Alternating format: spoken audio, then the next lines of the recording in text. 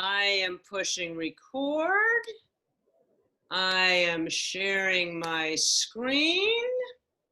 And I am about to introduce you to my friend, Paul Schult. Paul, I want you to do me a favor and help me remember. I know we met at a conference, I want to say like 5 or 6 years ago, but now I can't remember where. Do you remember? Yeah, it was at the Best Practices Conference in Phoenix. Oh, it was. Okay. Yeah, Okay. So. And did I go to a session of yours, or you went to a session of mine, or we just bumped into each other in the food line? I think I went to a session of yours. You were presenting, at that time you were presenting a couple topics, and I went into one of yours, and it was really your master's thesis on the man turned in on himself has always been a very interesting topic for me. So. Well, it's interesting, as we've been doing these little dialogues, that image has come back again and again. It's kind of my ground zero to discuss almost anything. So I hope it's helpful. I think it is helpful. So, we keep this nice and tight. Yeah. So Paul, tell me, what are we talking about today? What song do you want to ask me a question about? Well, I want to talk to you about When You Fall. My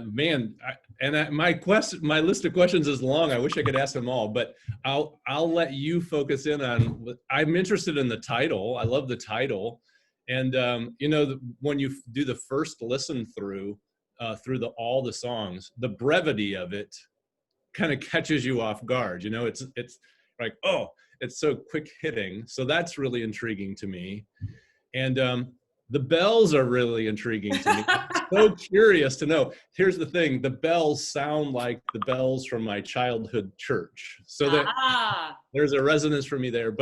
And then the other thing is, I really like that line, when you fall in full confidence.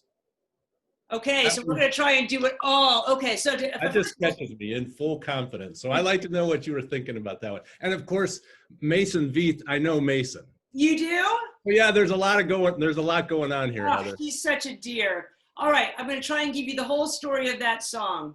That song came about, I learned to play piano and compose at the same time that I was writing these different songs, and new ones would come to me, and then the album would grow. And that was the 8th song that kind of came. I thought I was done at 7.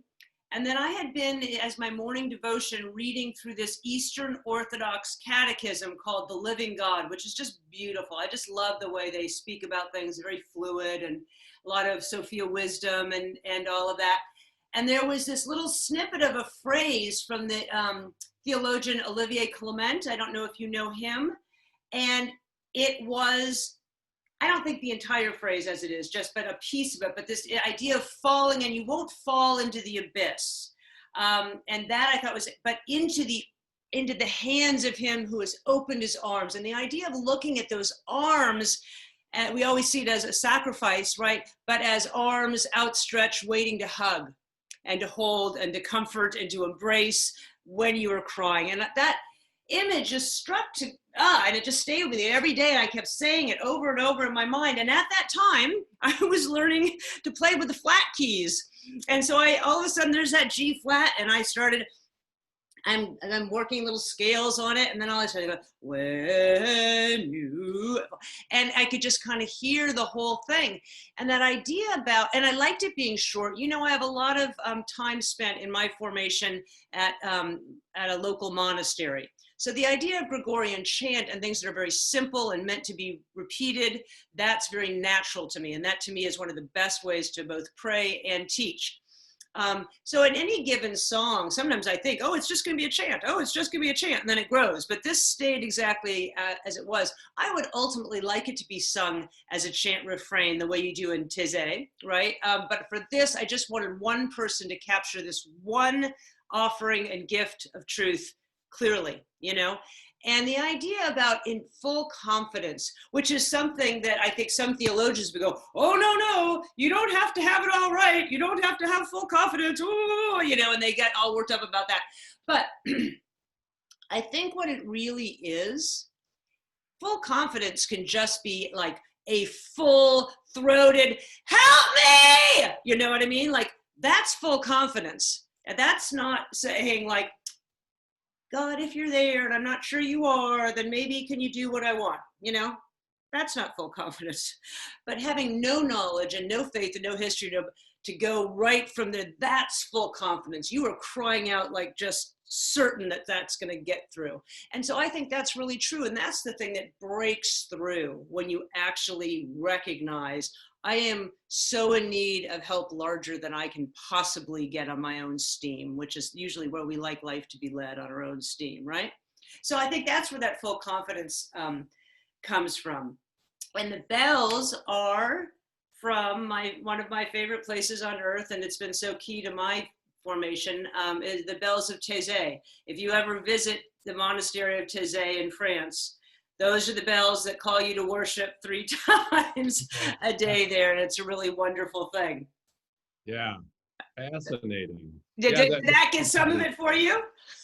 Yeah, it really does. It's helpful. It reminds me too, that full confidence of, I think of that in like Bartimaeus, who just kind of yells out, the crowds are all following Jesus and he's off on the side yelling, Lord, have mercy. And everybody's kind of telling him to be quiet, like, hey, don't bother Jesus. And he just keeps yelling out until like, hey, I'm not going to stop yelling. He's my only hope here. So to me, that's a perfect example. Yeah, it really brought to my mind that story of Bartimaeus, which is, I can imagine that being a really awkward situation for everybody, kind of like, hey, quiet down over there. But his just desperate plea for Jesus is really Yeah, cool. I think that, I'm glad you gave me that example, so then I don't have to just scream in the future. I'll just say, oh, like Bartimaeus.